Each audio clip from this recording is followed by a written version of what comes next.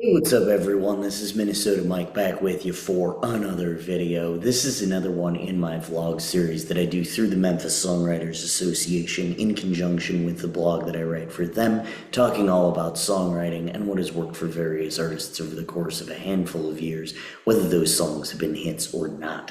So this latest kick that I'm on is called Navigating Seasonal Depression, and these are songs that will help you do just that, either as a writer or just as a listener, as a human being. So thus far, we have looked at a couple of winter songs, and those were "Stick Season" by Noah Kahn and "Breathe 2 a.m." by Anna Nalick. Now we are going to shift gears slightly and talk about seasonal depression, but in the summer, and we are going to talk about "The Summer Place" by Fountains of Wayne. So this is the first of two songs in this blog and vlog kick that focuses on seasonal depression in the summer, which developed as this blog and vlog kick did, as I associate seasonal depression with the winter, normally speaking. But to quote George Costanza, anyone can grieve in the winter. The other common themes among these last two songs that we're going to look at, this one and then in the next video as well, is more so of depression by association. By that I mean that once the summer comes around and the narrator gets into an old routine, they start associating the things and people involved in that routine with the time of year that it happens.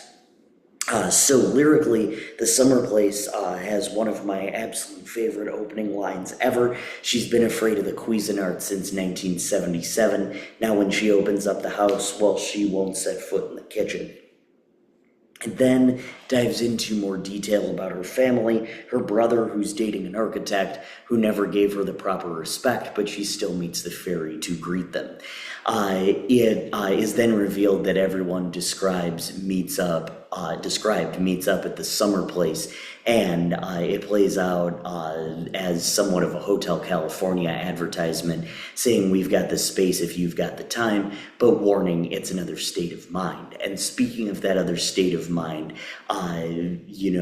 it also talks about the woman in question taking a handful of mushrooms that she obtained from a surfer, and later talks about how she ran away back in '78 down the beach to the neighbors. They brought her back after sunset. Her dad said, "Don't do me any favors," which further describes how she never feels welcomed by her family. In the middle eight, it talks about how she resorted to shoplifting when she was 15 and thought about it again when she was 40, but she decides to pay while still recognizing those good old days don't seem so far away and longing to feel normal again.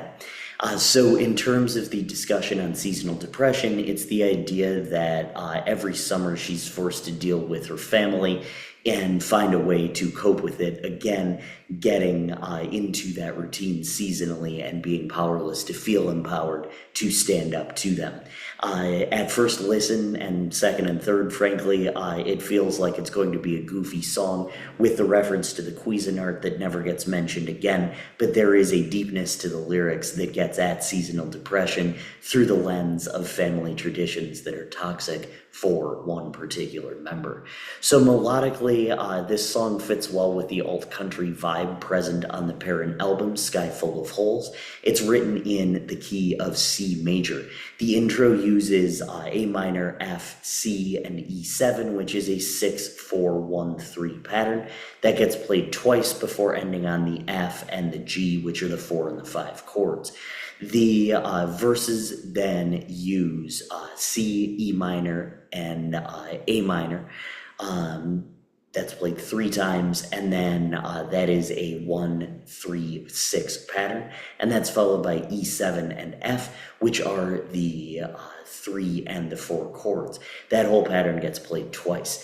The chorus uses F, C, E7, A minor, G, F, C, G, and E7, which is a 4-1-3-6-5-4 1-5-3 pattern.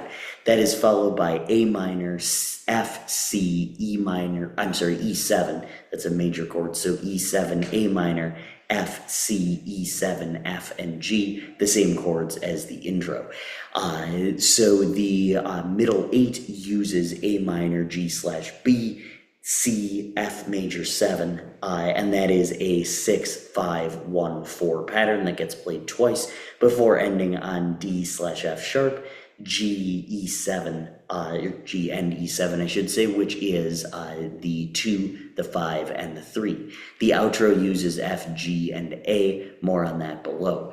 Instrumentally, the song uses acoustic and electric guitar, as well as bass guitar and drums.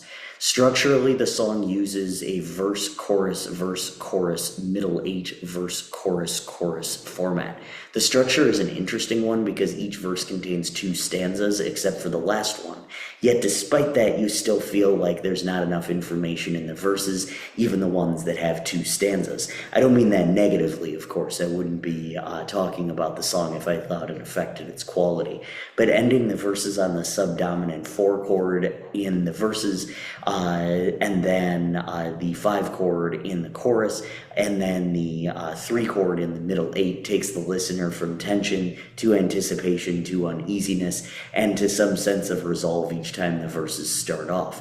Furthermore, the choice to end the song on A major, which is the 6 chord, is a cool one. It creates the tension that was there from the first chord, which was a minor 6th, but using the A major coming from C minor rather than the song's key of C major, where the A would be an A minor. That gives us something different, something that makes us think that there could be something more coming, but there isn't.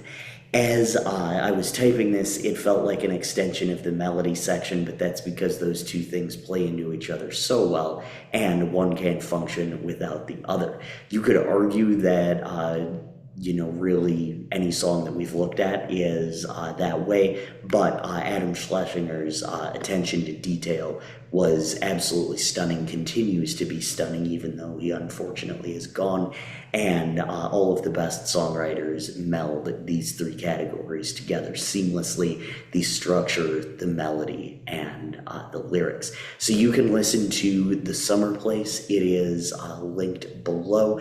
Thank you so much for watching. Make sure you check out all of my other videos, and I've got one more on this kick that, I guess technically 3 more besides this one, but one more after this one that will be coming out, and actually that is out now, so you can check that out, and then make sure you check out all of my blogs on the Memphis Songwriters Association website.